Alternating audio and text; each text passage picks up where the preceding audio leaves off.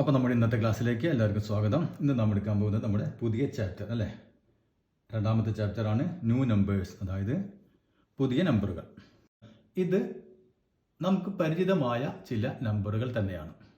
അപ്പോൾ നമുക്കറിയാം നാച്ചുറൽ നമ്പറുകൾ അല്ലേ, എണ്ണൽ സംഖ്യകൾ നമുക്ക് വളരെയധികം പരിചയമുള്ളതാണ്. എണ്ണൽ സംഖ്യ എന്ന് പറഞ്ഞാൽ 1, 2, 3 അല്ലേ, അങ്ങനെ പോകുന്നതാണ് നാച്ചുറൽ നമ്പർ.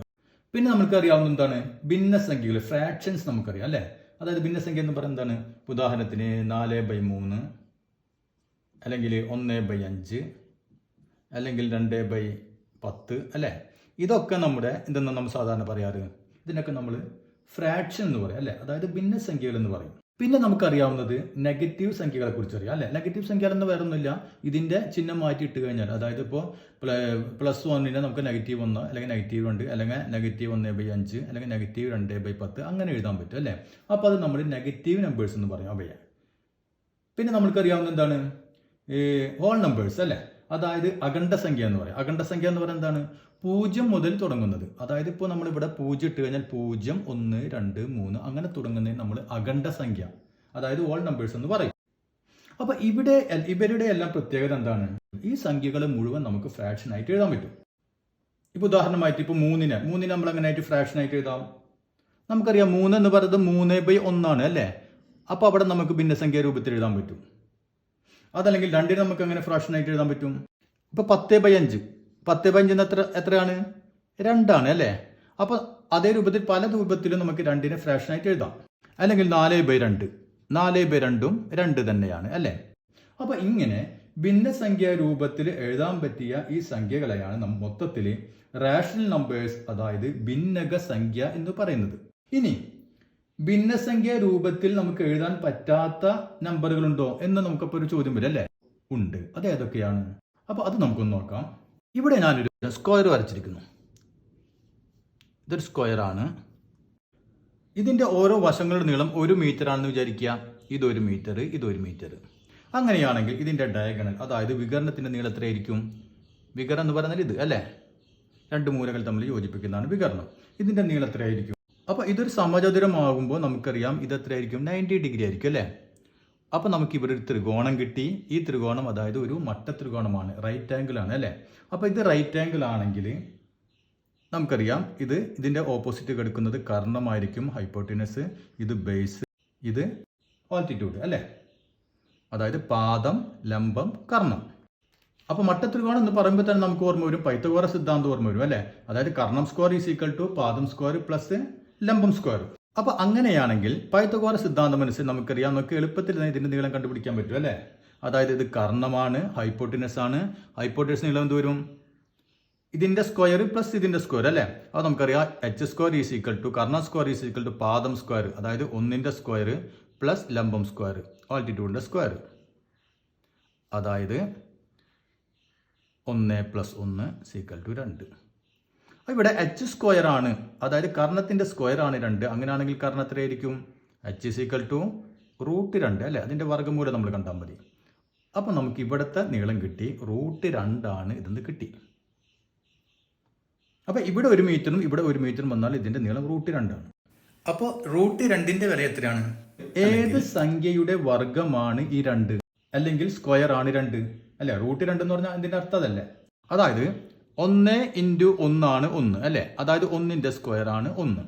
ഇനി 2ന്റെ സ്ക്വയർ ആണ് 4, 2 × 2 4.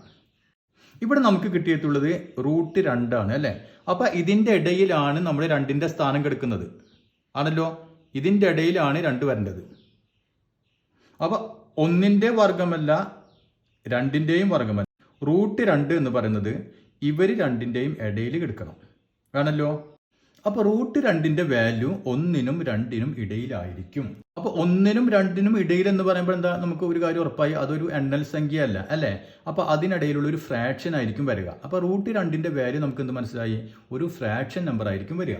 നമുക്ക് 1ന്റെയും 2ന്റെയും ഇടയിലുള്ള കുറച്ച് നമ്പറുകൾ എടുത്ത് നോക്കാം. ഇപ്പോൾ ഉദാഹരണത്തിന് ഇപ്പോൾ 1.4 എടുത്തു വിചാരിക്കാം.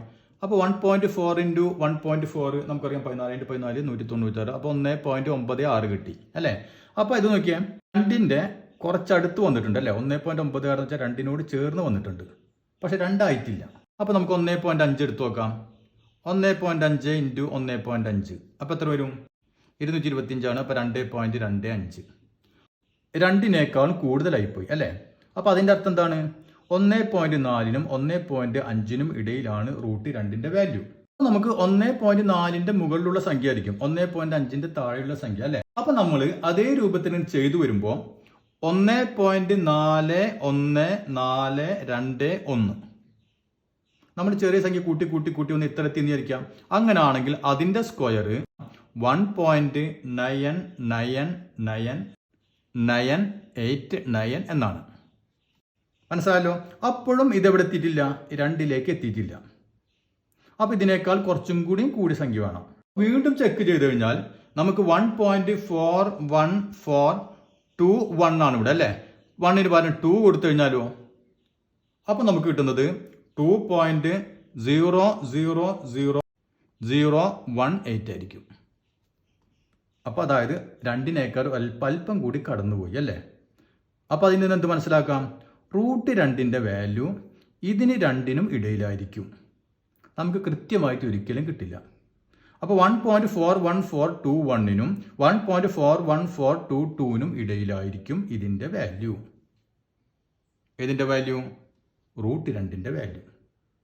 അപ്പോൾ നമ്മൾ സാധാരണയായി 3 ഡെസിമൽ പ്ലേസിന് ദശാംശ സ്ഥാനങ്ങൾ ചെയ്യുമ്പോൾ നമ്മൾ റൗണ്ട് ചെയ്യുമ്പോൾ നമുക്ക് എങ്ങനെ എഴുതാം? 1.414. ഇതാണ് നമ്മൾ സാധാരണയായി റൂട്ട് 2ന്റെ വാല്യൂ ആയിട്ട് എഴുതാം. അപ്പോൾ റൂട്ട് 2 നമുക്ക് ശരിക്കും പറഞ്ഞാൽ ഈസ് ഈക്വൽ ടു എന്ന് എഴുതാൻ പറ്റില്ല. യഥാർത്ഥത്തിൽ ഇതല്ല വാല്യൂ അല്ലേ? ഇതിന്റെ വളരെ അടുത്ത് നിൽക്കുന്ന വാല്യൂ നമുക്ക് കൃത്യമായിട്ട് വാല്യൂ കിട്ടില്ല. നമ്മൾ എങ്ങനെ എഴുതാം? ഒന്നിങ്ങനെ വളച്ചു എഴുതാം അല്ലേ? അതായത് ഇതിന്റെ അർത്ഥം എന്താണ്? ഇതിന് ഏകദേശം തുല്യം. അപ്പോൾ റൂട്ട് 2ന്റെ വാല്യൂ ഏകദേശം തുല്യം. ഇതല്ല കൃത്യമായ വാല്യൂ നമുക്ക് കണ്ടുപിടിക്കാൻ പറ്റില്ല. 1.414 ആണ് വാല്യൂ. റൂട്ട് 3 എടുത്താലും നമുക്ക് ഇതേ അവസ്ഥ തന്നെയാണ് ഉള്ളത്. ഇതിനെ നമുക്ക് ഒരു ഭിന്നസംഖ്യയായിട്ട് എഴുതാൻ പറ്റില്ല. ഇതിങ്ങനെ നീണ്ടു പോകും. അതായത് റൂട്ട് 3ന്റെ വാല്യൂ 1.73205 അങ്ങനെ പോകും. അപ്പോൾ നമ്മൾ സാധാരണ എന്ത് ചെയ്യും? 3 അക്കത്തിന് എടുക്കും അല്ലേ? അപ്പോൾ നമുക്ക് റൂട്ട് 3ന്റെ വാല്യൂ 1.732 എന്ന് എഴുതി നമ്മൾ നിർത്തും സാധാരണ. അതേപോലെ നമുക്ക് പരിചിതമുള്ള ഒന്നാണ്, നമുക്കറിയാം വൃത്തവുമായി ബന്ധപ്പെട്ട് പൈ എന്ന് പറയുന്നത് അല്ലേ? പൈയുടെ വാല്യൂ എത്രയാണ്? 3.14 നാം സാധാരണ എഴുതാറ്. ശരിക്കും വാല്യൂ എത്രയാണ്? 3.1415 അങ്ങനെ പോകും. അപ്പൊ നമ്മൾ എന്ത് ചെയ്യും? 2 ദശാംശ സ്ഥാനത്തിന് നമ്മൾ അഡ്ജസ്റ്റ് ചെയ്ത് എഴുതും അല്ലെ? അതായത് 3.14 എന്ന് എഴുതും. അപ്പൊ ചുരുക്കി പറഞ്ഞാൽ ഇത്തരം സംഖ്യകളെ നമുക്ക് എന്ത് ചെയ്യാൻ പറ്റില്ല? ഭിന്ന സംഖ്യാ രൂപത്തിൽ എഴുതാൻ പറ്റില്ല. ഇത്തരം സംഖ്യകളെയാണ് അപ്പോൾ എന്ത് പറയാം? അഭിന്നക സംഖ്യ അഥവാ ഇറാഷണൽ നമ്പേഴ്സ് എന്ന് പറയുന്നത്. റൂട്ട് 2, റൂട്ട് 3, പൈ ഇതൊക്കെ എന്തിൽപ്പെട്ടതാണ്? Irrational numbers. അപ്പൊ ഇത്രയും മനസ്സിലായല്ലോ. അപ്പൊ അതിൽ നമ്മൾ ഈ ചാപ്റ്ററിൽ നമ്മൾ പഠിക്കാൻ പോകുന്നത് റൂട്ട് 2, റൂട്ട് 3 ഇവയുമായി ബന്ധപ്പെട്ട ചെറിയ കുറച്ച് കാര്യങ്ങളാണ് ഈ പാഠത്തിൽ നമ്മൾ പഠിക്കാൻ പോകുന്നത്. എല്ലാവരും ഒന്ന് ടെക്സ്റ്റ് ബുക്ക് എടുക്കുക. ടെക്സ്റ്റ് ബുക്കിലെ പേജ് നമ്പർ 25 എടുക്കുക. അതിൽ നമുക്ക് കുറച്ച് ചോദ്യങ്ങളുണ്ട്, 25, 26 അത് നമുക്കൊന്ന് ചെയ്യാം. അപ്പൊ അതിലെ ആദ്യത്തെ ചോദ്യം നോക്കിയേ. ഏത് ഒറ്റ സംഖ്യയെയും 2 പൂർണ്ണവർഗങ്ങളുടെ വ്യത്യാസമായി എഴുതാമെന്ന് നാം 8ാം ക്ലാസ്സിൽ കണ്ടല്ലോ. ഇതുപയോഗിച്ച് 7 ചതുരശ്ര മീറ്റർ, 11 ചതുരശ്ര മീറ്റർ എന്നീ പരപ്പളവുകളുള്ള സമചതുരങ്ങൾ വരയ്ക്കുക. അവയുടെ വശങ്ങളുടെ നീളം എന്തൊക്കെയാണ്? ഇതാണ് ചോദ്യം. അപ്പൊ ഇവിടെ നമ്മോട് പറഞ്ഞിട്ടുള്ളത് 2 പൂർണ്ണവർഗങ്ങളുടെ ഏത് ഒറ്റ സംഖ്യയെയും, അതായത് ഏത് ഓഡ് നമ്പറിനെയും നമുക്ക് പൂർണ്ണവർഗങ്ങൾ എന്താണ്? പൂർണ്ണവർഗം എന്ന് പറഞ്ഞാൽ നമുക്കറിയാം 1 × 1 1 അല്ലേ? 2 × 2 4, 3 × 3 9. ഇതാണ് പൂർണ്ണവർഗം അല്ലെ? 1, 4, 9, 16, 25 അതൊക്കെയാണ് പൂർണ്ണവർഗങ്ങൾ അല്ലെ? അപ്പൊ ഈ പൂർണ്ണവർഗങ്ങളുടെ വ്യത്യാസമായി എഴുതാമെന്ന് നമുക്കറിയാം. ഞാൻ പഠിച്ചിട്ടുണ്ട് 8ാം ക്ലാസ്സിൽ. അപ്പൊ ആദ്യം നമുക്ക് അത് നോക്കാം. എങ്ങനെയാണ് ഈ ഒറ്റ സംഖ്യകളെ പൂർണ്ണവർഗങ്ങളുടെ വ്യത്യാസമായിട്ട് എഴുതാന്നുള്ളത്. ഇപ്പോ 2 സ്ക്വയറിൽ നമ്മൾ 1 സ്ക്വയർ കുറച്ചെത്ര വരും? 2ന്റെ സ്ക്വയർ 4, 1ന്റെ സ്ക്വയർ 1 അല്ലേ? അപ്പോൾ നമുക്ക് 3 കിട്ടി. ഇനി നമുക്ക് 3ന്റെ സ്ക്വയറിൽ നിന്ന് 2ന്റെ സ്ക്വയർ മൈനസ് ചെയ്താലോ? 3ന്റെ സ്ക്വയർ 9, 2ന്റെ സ്ക്വയർ 4. അപ്പോൾ എത്ര കിട്ടി? 5 കിട്ടി. ഇനി 4ന്റെ സ്ക്വയർ മൈനസ് 3ന്റെ സ്ക്വയർ 16 മൈനസ് 9, അപ്പോൾ നമുക്ക് 7 കിട്ടി. ഇനി 4 കഴിഞ്ഞ് 5ൻ്റെ സ്ക്വയർ മൈനസ് 4ൻ്റെ സ്ക്വയർ, അപ്പോൾ എത്ര വരും? 25 മൈനസ് 16, അപ്പോൾ നമുക്ക് 9 കിട്ടി. ഇനി 6 സ്ക്വയർ മൈനസ് 5 സ്ക്വയർ, അപ്പോൾ 36 മൈനസ് 25, അപ്പോൾ 11 കിട്ടി. ഇനി 7 സ്ക്വയർ മൈനസ് 6 സ്ക്വയർ, 49 മൈനസ് 36, അപ്പോൾ നമുക്ക് 13 കിട്ടി അല്ലേ. ഒറ്റ സംഖ്യകളെ നമുക്ക് പൂർണ്ണവർഗ്ഗങ്ങളുടെ വ്യത്യാസമായിട്ട് എഴുതാൻ പറ്റും. അപ്പോൾ നമുക്ക് ഇങ്ങോട്ട് നോക്കിയാൽ 3, 5, 7, 9, 11, 13 അങ്ങനെ പോകും. ഇനി നമുക്കുള്ള ചോദ്യം എന്താണ്? ഇത് ഉപയോഗിച്ചുകൊണ്ട് സമചതുരങ്ങൾ നമുക്ക് വരയ്ക്കണം, അതായത് സ്ക്വയേഴ്സ് വരയ്ക്കണം. അപ്പോൾ സ്ക്വയർ വരയ്ക്കണ നമുക്ക് എന്ത് വേണം? നമുക്ക് ഒരു വശത്തിന്റെ അളവ് കിട്ടിക്കഴിഞ്ഞാൽ നമുക്ക് സ്ക്വയർ വരയ്ക്കാം അല്ലേ. ഇവിടെ നമുക്ക് ഒരു വശത്തിന്റെ അളവും തന്നിട്ടില്ല, പകരം എന്ത് പറഞ്ഞിട്ടുണ്ട്? 7 സ്ക്വയർ സെന്റിമീറ്റർ ഏരിയയുള്ള സ്ക്വയർ വരയ്ക്കണം. അപ്പോൾ ഇതിപ്പോൾ ഒരു സ്ക്വയർ, നമ്മുടെ ഒരു വശം കിട്ടിക്കഴിഞ്ഞാൽ നമുക്ക് സ്ക്വയർ വരയ്ക്കാൻ പറ്റും അല്ലേ. ഇവിടെ എന്ത് ചെയ്യുന്നു? വശത്തിന്റെ അളവ് വന്നിട്ടില്ല, ഏരിയ തന്നു. എത്ര പറഞ്ഞു? 7 സ്ക്വയർ സെന്റിമീറ്റർ. അപ്പോൾ അതിൽ നിന്ന് നമ്മൾ എന്ത് വേണം? ഒരു വശത്തിന്റെ നീളം കണ്ടുപിടിക്കാൻ അല്ലേ. ഒരു വശത്തിന്റെ നീളം കിട്ടിയാലേ നമുക്ക് ഒരു സ്ക്വയർ വരയ്ക്കാൻ പറ്റുള്ളൂ. അപ്പോൾ നമുക്കറിയാം ഏരിയ എന്ന് പറയുന്നത് എന്താണ്? ഒരു വശത്തിന്റെ നീളം ഇപ്പോൾ എ ആണെങ്കിൽ ഏരിയ എ സ്ക്വയർ ആണ്, സീക്വൽ ടു 7. അപ്പോൾ എ സ്ക്വയർ 7 ആണ് തന്നിട്ടുണ്ട്. അങ്ങനെയാണെങ്കിൽ ഒരു വശത്തിന്റെ നീളം എന്തായിരിക്കും? റൂട്ട് അല്ലേ. 7ൻ്റെ റൂട്ട് കാണണം നമ്മൾ. 7ൻ്റെ റൂട്ട് എത്രയാണെന്ന് നമുക്കറിയോ? അറിയില്ല. അത് ഉപയോഗിച്ചപ്പോൾ നമുക്ക് ഇങ്ങനെ ഈ സ്ക്വയർ വരയ്ക്കാൻ പറ്റില്ല അല്ലേ. അപ്പോൾ അതുകൊണ്ടാണ് അവർ പറഞ്ഞത് ഇത് ഉപയോഗിച്ചുകൊണ്ട് ഈ സ്ക്വയർ നിങ്ങൾ വരയ്ക്കണം. അപ്പോൾ 7 നമുക്ക് വ്യത്യാസമായി കിട്ടുന്നത് എപ്പോഴാണ്? 7 ഇങ്ങോട്ട് നോക്കിയേ, 4 square minus 3 square is equal to 7 അല്ലേ. അപ്പോൾ ഇതുപയോഗിച്ച് വേണം നമ്മൾ ഇതിന് സ്ക്വയർ വരയ്ക്കാൻ. അപ്പോൾ 7 കിട്ടണമെങ്കിൽ 4 സ്ക്വയറിൽ നിന്ന് 3 സ്ക്വയർ മൈനസ് ചെയ്താൽ മതി അല്ലേ. അപ്പോൾ 7 is equal to 4 square minus 3 square. നമുക്കറിയാം മട്ടത്രികോണത്തിൻ്റെ ഇതാണ് നമ്മുടെ മട്ടത്രികോണം. മട്ടത്രികോണം എന്ന് കേൾക്കുമ്പോൾ നമുക്ക് അപ്പോൾ ഓർമ്മ വരും എന്താണ്? പൈത്തഗോറസ് സിദ്ധാന്തം ഓർമ്മ വരും അല്ലേ. പൈത്തഗോറസ് സിദ്ധാന്തം ഓർമ്മ വരും. ഇതാണ് 90 ഡിഗ്രി. അപ്പോൾ അതിൽ നമുക്കറിയാം ഇത് ഹൈപ്പോട്ടിനസ്, ഇത് ബേസ്, ഇത് ആൾട്ടിറ്റ്യൂഡ്, അതായത് പാദം, ലംബം, കർണം. അപ്പോൾ ഇവിടെ തമ്മിൽ ബന്ധം എന്താണ്? H square is equal to കർണ സ്ക്വയർ ഈസ് ഈക്വൽ ടു പാദം സ്ക്വയർ അല്ലേ, ബേസിൻ്റെ സ്ക്വയർ പ്ലസ് ലംബം സ്ക്വയർ ആൾട്ടിറ്റ്യൂഡിൻ്റെ സ്ക്വയർ. ഇത് ഇങ്ങനെ എഴുതാം, കാരണം കൺഫ്യൂഷൻ ആവട്ടെ. ആൾട്ടിറ്റ്യൂഡ്. ഇനി നമുക്കിതിൽ ബേസ് സ്ക്വയർ കിട്ടണമെങ്കിലോ base square is equal to hypotenuse സ്ക്വയറിൽ നിന്ന് മൈനസ് ആൾട്ടിറ്റ്യൂഡിൻ്റെ സ്ക്വയർ അല്ലേ. ഇനി ആൾട്ടിറ്റ്യൂഡിൻ്റെ സ്ക്വയർ കിട്ടണമെങ്കിലോ കർണ സ്ക്വയറിൽ നിന്ന് ബേസിൻ്റെ സ്ക്വയർ മൈനസ് ചെയ്യാം. ഇനി നമുക്ക് ഇങ്ങോട്ടൊന്ന് നോക്കിയാൽ ഇവർ തമ്മിലൊന്ന് കമ്പയർ ചെയ്ത് നോക്കിയാൽ നമുക്കറിയാം ഈ ത്രികോണത്തിലെ ഏറ്റവും വലിയ വശം എന്ന് പറയുന്നത് കർണമാണ് അല്ലേ, ഹൈപ്പോട്ടിനസ് ആണ്. അപ്പോൾ ബേസ് സ്ക്വയർ കിട്ടണമെങ്കിൽ ഹൈപ്പോട്യൂനസിൻ്റെ സ്ക്വയറിൽ നിന്ന് ആൾട്ടിറ്റ്യൂഡ് സ്ക്വയർ കുറയ്ക്കുക, അല്ലെങ്കിൽ ആൾട്ടിറ്റ്യൂഡിൻ്റെ സ്ക്വയർ കിട്ടണമെങ്കിൽ ഹൈപ്പോട്യൂനസിൻ്റെ സ്ക്വയറിൽ നിന്ന് ബേസ് സ്ക്വയർ കുറയ്ക്കുക അല്ലേ. അപ്പോൾ ഇതേ രൂപത്തിലാണ് ഇത് കിടക്കുന്നത് അല്ലേ. 7 is equal to 4 square minus 3 square.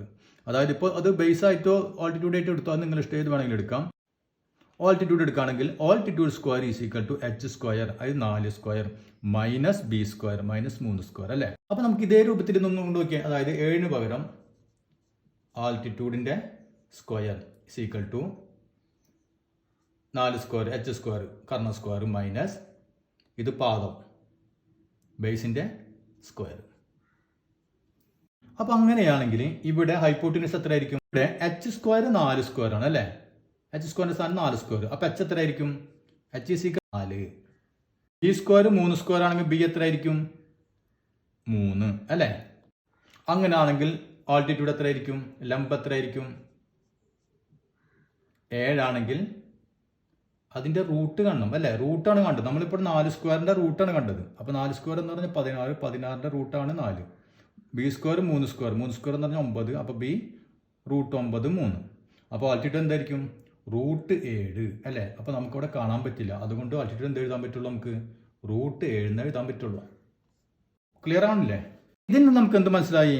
നാം ഒരു മട്ടത്രികോണം വരയ്ക്കുകയാണ്, അതായത് ബേസ് 3 ഹൈപ്പോട്ടിനസ് 4 ആയിട്ട് ഒരു മട്ടത്രികോണം വരച്ചു കഴിഞ്ഞാൽ അതിൻ്റെ ആൾട്ടിറ്റ്യൂഡ് എത്രയായിരിക്കും?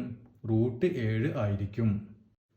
അതായത് ഇപ്പോൾ നമ്മളിവിടെ ബേസ് 3, അപ്പോൾ 3 സെൻറ്റിമീറ്റർ ഞാൻ ഇതിങ്ങനെ വരച്ചു, 3 സെൻറ്റിമീറ്റർ. ഇനി ഹൈപ്പോട്ടിനസ് 4 സെൻറ്റിമീറ്റർ, അപ്പോൾ 4 സെൻറ്റിമീറ്റർ വരച്ചു. ഇങ്ങനെ ഒരു ത്രികോണം നമ്മൾ വരയ്ക്കുകയാണെങ്കിൽ ഇപ്പോൾ ഇത് 3 സെൻറ്റിമീറ്റർ, ഇത് 4 സെൻറ്റിമീറ്റർ ആണെങ്കിൽ ഈ ആൾട്ടിറ്റ്യൂഡ് അത് ലംബപത്രമായിരിക്കും √7 ആയിരിക്കും. ഇത്രയും മനസ്സിലായല്ലോ. നമ്മോട് പറഞ്ഞിട്ടുള്ളത് 7 √7 അല്ല 7 സ്ക്വയർ സെൻറ്റിമീറ്റർ വലിപ്പമുള്ള ഒരു സമചതുരം വരയ്ക്കാൻ അല്ലേ. അപ്പോൾ നമുക്ക് ഇത്രയും അളവാണ് √7 എന്ന് കിട്ടി. ഈ വശത്തിൻ്റെ അളവ് നാം 4 സൈഡിലെടുത്ത് വരച്ചു കഴിഞ്ഞാൽ നമുക്ക് എന്ത് കിട്ടും? ഇത് √7, ഇതേ അളവ് തന്നെ ഇങ്ങോട്ട് എടുത്തു കഴിഞ്ഞാൽ √7 അല്ലേ. ഇതും √7, ഇതും √7. അങ്ങനെയാണെങ്കിൽ ഈ സ്ക്വയറിൻ്റെ ഏരിയ എത്രയായിരിക്കും? √7 × √7 ഏരിയ. √7 × √7 എന്ന് വെച്ചാൽ എത്ര ആയിരിക്കും? 7. √7 × √7 എന്ന് പറഞ്ഞാൽ √49 അല്ല. √49 എന്ന് പറഞ്ഞാൽ 7. ഇതിന് നമുക്ക് വേണമെങ്കിൽ 7 × √7 നമുക്ക് √7 സ്ക്വയർ എന്ന് എഴുതാം അല്ലേ. √7ൻ്റെ സ്ക്വയർ എപ്പോഴും എന്താണ്? 7 തന്നെ. അതായത് ഒരു സംഖ്യയുടെ റൂട്ടിൻ്റെ സ്ക്വയർ എപ്പോഴും ആ സംഖ്യ തന്നെ ആയിരിക്കും. അത് ഓർമ്മിക്കുക, എപ്പോഴും ഓർമ്മിക്കുക. നമുക്ക് എപ്പോഴും ആവശ്യം വരാണ്. ഇതേ രൂപത്തിൽ വന്നു കഴിഞ്ഞാൽ ഒരു സംഖ്യയുടെ റൂട്ടിൻ്റെ സ്ക്വയർ എപ്പോഴും ആ സംഖ്യ തന്നെ ആയിരിക്കും. ഉദാഹരണത്തിന് ഇപ്പോൾ √3ൻ്റെ സ്ക്വയർ നമുക്ക് കാണണം എന്നുണ്ടെങ്കിൽ എന്ത് വേണം? നാം ചെയ്യുകയാണെങ്കിൽ എന്ത് ചെയ്യുക? √3 × √3 ചെയ്യുക അല്ലേ. √3 × √3 =√9, അതായത് 3 കിട്ടി. അപ്പോൾ നമുക്ക് ഈ പണിക്കൊന്നും പോകണ്ട. ഒരു സംഖ്യയുടെ ഇപ്പം √x ആണെന്ന് വിചാരിക്കാം, ഏത് സംഖ്യ വേണമെങ്കിൽ ആയിക്കോട്ടെ, അതിൻ്റെ സ്ക്വയർ ആണെങ്കിൽ നമുക്ക് എപ്പോഴും എന്തായിരിക്കും? x തന്നെ ആയിരിക്കും അതിൻ്റെ ഉത്തരം. അപ്പോൾ അതെപ്പോഴും ഓർമ്മയിലുണ്ടാവും, വെക്കുക. അപ്പോൾ ഇവിടെ നമുക്ക് √7 × √7 7 അല്ലേ. അതായത് അപ്പോൾ ഇങ്ങനെ നമ്മൾ ഒരു സ്ക്വയർ വരച്ചു കഴിഞ്ഞാൽ അതിൻ്റെ ഏരിയ എത്രയായിരിക്കും? 7 ആയിരിക്കും ഏരിയ. അപ്പോൾ ഇത് നമുക്ക് എങ്ങനെ വരയ്ക്കാം? ആദ്യം നമ്മൾ എന്ത് വേണം? ഈ ത്രികോണം വരയ്ക്കണം അല്ലേ. അപ്പോൾ 3 സെൻറ്റിമീറ്ററിൽ നമ്മൾ സ്കെയിലെടുക്കാം. 3 സെൻറ്റിമീറ്റർ അളവിൽ വരച്ചു. ഇത് 3 സെൻറ്റിമീറ്റർ. ഇനി നമുക്ക് അടുത്ത അറിയാവുന്ന അളവ് ഏതാണ്? 4 സെൻറ്റിമീറ്റർ അല്ലേ. കാരണം 4 സെൻറ്റിമീറ്റർ. അപ്പോൾ ഇവിടെ നിന്ന് 4 സെൻറ്റിമീറ്റർ നമ്മൾ എങ്ങനെ വരയ്ക്കും? ഇങ്ങനെ വരയ്ക്കാം, ഇങ്ങനെ വരയ്ക്കാം, ഇങ്ങനെ വരയ്ക്കാം. ഇവിടേക്ക് എങ്ങോട്ട് വേണമെങ്കിൽ 4 സെൻറ്റിമീറ്റർ വരയ്ക്കാം അല്ലേ. പക്ഷേ ഇതെന്താണ്? മട്ടത്രികോണമാണ്. മട്ടത്രികോണമാകുമ്പോൾ ഇത് 90 ഡിഗ്രി ആണ് അല്ലേ. അപ്പോൾ നമ്മൾ എന്ത് ചെയ്യണം? നമ്മൾ മട്ട എടുക്കുക, അതായത് പ്രൊട്ടാക്ടർ എടുക്കുക. പ്രൊട്ടാക്ടർ എടുത്തിട്ട് centre point, protractor centre point ഈ പോയിന്റിൽ കൃത്യമായി വരുന്ന രൂപത്തിൽ വെക്കുക. എന്നിട്ട് നമ്മൾ 90 ഡിഗ്രി അല്ലേ, 90 ഡിഗ്രി പോയിന്റ് ഉണ്ട്, ആ പോയിന്റ് മാർക്ക് ചെയ്യാം. അപ്പോൾ ഇതാണ് 90 ഡിഗ്രി. എന്നിട്ട് ഇവിടെ നമ്മൾ യോജിപ്പിക്കാം. അപ്പോൾ നമ്മളിങ്ങനെ യോജിപ്പിച്ചു. ഇനി നമുക്ക് വയ്ക്കാം. ഇനി ഇവിടെ നിന്ന് ഇങ്ങോട്ട് 4 സെൻറ്റിമീറ്റർ ആണ്. അപ്പോൾ നമ്മുടെ കോമ്പസ് എടുക്കുക. 4 സെൻറ്റിമീറ്റർ നമ്മൾ കോമ്പസിലും 4 സെൻറ്റിമീറ്റർ എടുക്കുക. 4 സെൻറ്റിമീറ്റർ കോമ്പസിൽ എടുത്തിട്ട് ഇവിടെ കുത്തിയിട്ട് നമ്മൾ എന്ത് ചെയ്യണം? 4 സെൻറ്റിമീറ്റർ വെച്ചിട്ട് ഈ ലൈനെ നമ്മൾ കട്ട് ചെയ്യാം. മനസ്സിലായല്ലോ. അപ്പോൾ നമ്മൾ 4 സെൻറ്റിമീറ്റർ വെച്ചിട്ട് ഈ ലൈനിൽ കട്ട് ചെയ്തു. ഇവിടെ നിന്ന് 4 സെൻറ്റിമീറ്ററിൽ കട്ട് ചെയ്തു. ഇനി നമ്മൾ ഇവർ തമ്മിൽ കൂട്ടി യോജിപ്പിച്ച് കഴിഞ്ഞാൽ നമുക്ക് എന്ത് കിട്ടി? ഇതാണ് 4 സെൻറ്റിമീറ്റർ. ഇനി വരുന്ന ബാക്കി ഈ സൈഡ് എത്രയായിരിക്കും? അപ്പോൾ ഈ സൈഡ് √7 ആയിരിക്കും. മനസ്സിലായല്ലേ. അപ്പോൾ ഇങ്ങനെ നമ്മളെ മട്ടത്രികോണം വരച്ചു കഴിഞ്ഞു. ഇനി നമുക്ക് എന്ത് വേണം? ഈ √7 വശമുള്ള ഒരു സ്ക്വയർ വരയ്ക്കണം അല്ലേ. അപ്പോൾ അതിന് ഇവിടെ നമുക്ക് √7 കിട്ടും. അപ്പോൾ ഇതേപോലെ തന്നെ നമ്മൾ കോമ്പസിൽ കൃത്യമായിട്ട് ഈ അളവ് എടുക്കാം. എടുത്തല്ലോ. ഇനി നമുക്ക് ഈ പോയിന്റ് കിട്ടണം. ഈ 2 പോയിന്റ് നമുക്ക് കിട്ടണം. എന്ത് ചെയ്യണം? നമ്മൾ വെറുതെ ഇങ്ങനെ ഇവിടെ നിന്ന് ഇങ്ങോട്ട് കോമ്പസിൽ ഇങ്ങോട്ട് വരച്ചാലും ഇവിടെ നിന്ന് ഇങ്ങോട്ട് വരച്ചാലും നമുക്ക് പോയിന്റ് കിട്ടില്ല അല്ലേ. ഇവിടെ എവിടെ വേണമെങ്കിലും ആവാം, ഈ ആർക്കിൽ എവിടെ വേണമെങ്കിലും ആവാം. അപ്പോൾ നമ്മൾ ആദ്യം എന്ത് ചെയ്യണം? നമ്മുടെ ഈ 3 സെൻറ്റിമീറ്റർ ലൈൻ ഉണ്ടല്ലോ, ആ ലൈനിനെ നമ്മൾ ഇങ്ങനെ നീട്ടി കൊടുക്കുക. ഇനി അതിനുശേഷം നാം ഈ അളവ്, ഈ √7 എന്ന് പറഞ്ഞ അളവ് കോമ്പസിൽ എടുക്കുക. കോമ്പസിൽ എടുത്തിട്ട് ഇങ്ങനെ കുത്തുക. എന്നിട്ട് ഇവിടെ വെച്ചിട്ട് എന്ത് ചെയ്യാം? അത് കട്ട് ചെയ്തു. അപ്പം ഇത് ഈ അളവ് തന്നെയാണ് ഇവിടെയും √7. ഇനി നമ്മൾ എന്ത് ചെയ്യണം? അതേ കോമ്പസ് തന്നെ ഇവിടെ വെച്ചിട്ട് ഇവിടെ നമുക്ക് ഇങ്ങനെ വെച്ചിട്ട് ഇവിടെ ആർക്ക് വരയ്ക്കാം. അപ്പോൾ നമ്മൾ ആർക്ക് ഇങ്ങനെ കിട്ടും, ആർക്ക് വരച്ചു. അതിനുശേഷം അത് തന്നെ ഇവിടെ വെച്ചിട്ട് ഇങ്ങോട്ടും മാർക്ക് വരയ്ക്കാം. അപ്പോൾ ഇവിടെയും നമ്മൾ മാർക്ക് വരച്ചു. മനസ്സിലായില്ലേ? ഇനി ഇപ്പോൾ നമ്മൾ ഈ പോയിന്റുകൾ തമ്മിൽ കൂട്ടി യോജിപ്പിച്ച് കഴിഞ്ഞാൽ നമുക്ക് എന്ത് കിട്ടും? ഇതാണ് ഇവർ പറയുന്ന സ്ക്വയർ. അപ്പോൾ ഈ എല്ലാ വശത്തിൻ്റെ നീളം √7 ആയിരിക്കും. അപ്പോൾ ഇതിൻ്റെ ഏരിയ എത്ര വരും? √7 ഇൻറ്റു √7ൻ്റെ സ്ക്വയർ അല്ലേ? √7 ഇൻറ്റു √7 = 7. 7 square centimetre. ഇതിലൊരു വശത്തിൻ്റെ നീളം ചോദിച്ചിട്ടുണ്ട്. അപ്പോൾ ഒരു വശത്തിൻ്റെ നീളം √7 എന്ന് എഴുതിയാൽ മതി. ഇനി അളന്ന് എഴുതാമെന്ന് പറയുമ്പോൾ നമ്മൾ ഇവിടെ നിന്ന് ഇതേപോലെ ഇവിടെ നിന്നിട്ട് ഇങ്ങോട്ടുള്ള ഡിസ്റ്റൻസ് നമ്മൾ മെഷർ ചെയ്യുക. അതിനുശേഷം എഴുതി വെക്കുക എത്രയാണെന്നുള്ളത്. അപ്പോൾ മനസ്സിലായില്ലേ? ഓക്കെ. ഇനി അതിൽ ഒരു ചോദ്യം കൂടി ഉണ്ടല്ലോ. 11 സെൻറ്റിമീറ്റർ ഏരിയ ഉള്ള സ്ക്വയറും കൂടി വരയ്ക്കണം അല്ലേ? അപ്പോൾ നമുക്ക് വളരെ ഈസി ആയിട്ട് എത്ര മനസ്സിലായ നിലയ്ക്ക് ഇനി 11 കിട്ടണം. ഇവിടെ നോക്കിയാൽ ഇങ്ങോട്ട് എവിടെ 11 ഉള്ളത്? ഇവിടെയാണ് 11. അപ്പോൾ നമുക്കിവിടെ 6 സ്ക്വയർ മൈനസ് 5 സ്ക്വയർ ആണ് 11 അല്ലേ? അപ്പോൾ ഇതേ രൂപത്തിൽ നമുക്ക് എഴുതാം. 11 എന്ന് പറഞ്ഞാൽ 6 സ്ക്വയർ മൈനസ് 5 സ്ക്വയർ ആണ്. അപ്പോൾ altitude square = h square minus b square. അതന്നെ എഴുതി വെക്കുക. അപ്പോൾ ആൾട്ടിറ്റ്യൂഡ് എത്ര ആയിരിക്കും? √11 ആയിരിക്കും. h എത്ര ആയിരിക്കും? ഇതിൻ്റെ റൂട്ട് 6 സ്ക്വയറിൻ്റെ റൂട്ട് 6. b എത്ര ആയിരിക്കും? b സ്ക്വയറിൻ്റെ റൂട്ട് 5 സ്ക്വയറിൻ്റെ റൂട്ട് 5. അപ്പോൾ നമുക്ക് കിട്ടിയ അളവുകൾ എത്രയാണ്? 5 ബേസ് 5 ആയിരിക്കണം. ഹൈപ്പോട്ടിനസ് 6 ആയിരിക്കണം. അപ്പോൾ നമുക്കിത് √11 കിട്ടും. അപ്പോൾ ഇതേ രൂപത്തിൽ തന്നെ വരച്ചു നോക്കാം. അപ്പോൾ ഇവിടെ എത്ര വേണം? ബേസ് ആദ്യം എത്ര എടുക്കണം? ബേസ് നമുക്കിവിടെ 5 എടുക്കാം. മനസ്സിലായില്ലേ? അപ്പോൾ ആദ്യം നമ്മൾ 3 സെൻറ്റിമീറ്റർ ഇവിടെ 5 സെൻറ്റിമീറ്ററിൽ ബേസ് വരയ്ക്കുക. അതിനുശേഷം ഹൈപ്പോട്ടിനസ് എത്രയാണ്? 6 അല്ലേ?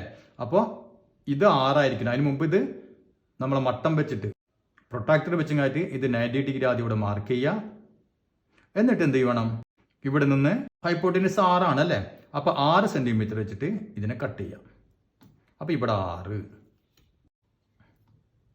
അങ്ങനെ വരച്ചു കഴിഞ്ഞാൽ ഇത് 5ഉം ഇതും 6ഉം ആയിക്കഴിഞ്ഞാൽ ഇത് എത്രയായിരിക്കും? √11 ആയിരിക്കും. അപ്പോൾ ഈ വശം നമുക്ക് കിട്ടി. ഇനി നമ്മൾ എന്ത് ചെയ്യണം? നമുക്ക് ഈ ദിവശത്തിനെ നമുക്ക് നീട്ടി കൊടുക്കാം. അല്ലെങ്കിൽ നമുക്ക് പോയിന്റ് എവിടെ ഒന്നും മനസ്സിലാവില്ല. അതിനുശേഷം എന്ത് ചെയ്യുക? ഈ ഡിസ്റ്റൻസ് നമ്മൾ മെഷർ ചെയ്യുക. കോമ്പസിൽ എടുക്കുക. കോമ്പസിൽ എടുത്തിട്ട് ഇതേ ആൾ ഇവിടെ കുത്തിയിട്ട് ഇവിടെ പോയിന്റ് മാർക്ക് ചെയ്യാം. അപ്പം ഈ അളവ് എത്രയായിരിക്കും? √11. അതിനുശേഷം അതേ അളവ് വെച്ചിട്ട് ഇവിടെയും മാർക്ക് ചെയ്യാം. ഇവിടെയും നമ്മൾ ആർക്ക് വരയ്ക്കാം. പിന്നെ ഇവിടെ കുത്തിയിട്ട് ഇവിടെയും മാർക്ക് വരയ്ക്കാം. അപ്പോൾ നമുക്ക് ഈ അളവിൽ നമ്മളൊരു സ്ക്വയർ വരച്ചു. അപ്പോൾ ഇവിടെ √11 ആയി. ഇവിടെയും നമുക്ക് √11 ആയി. അപ്പോൾ നമുക്ക് ഇതിൻ്റെ ഏരിയ എത്ര കിട്ടും? ഏരിയ = √11 ഇൻറ്റു √11 അല്ല, √11ൻ്റെ സ്ക്വയർ അതായത് 11. അപ്പോൾ നമുക്ക് 11 സ്ക്വയർ സെൻറ്റിമീറ്റർ ഉള്ള ഒരു സ്ക്വയർ വരയ്ക്കാൻ പറ്റും. ഇതിൻ്റെ വശത്തിൻ്റെ നീളം എത്രയാണ്? √11. അതെല്ലാം മെഷർ ചെയ്യാൻ പറഞ്ഞു കഴിഞ്ഞാൽ നമ്മുടെ ഈ വശത്തിൻ്റെ അളവ് സ്കെയിൽ വെച്ച് മെഷർ ചെയ്തിട്ട് എഴുതാം. അപ്പോൾ ഇതിൽ നിന്ന് നമുക്കിനി 3 ചോദ്യങ്ങൾ കൂടിയുണ്ട്. അത് നമുക്ക് അടുത്ത ക്ലാസ്സിൽ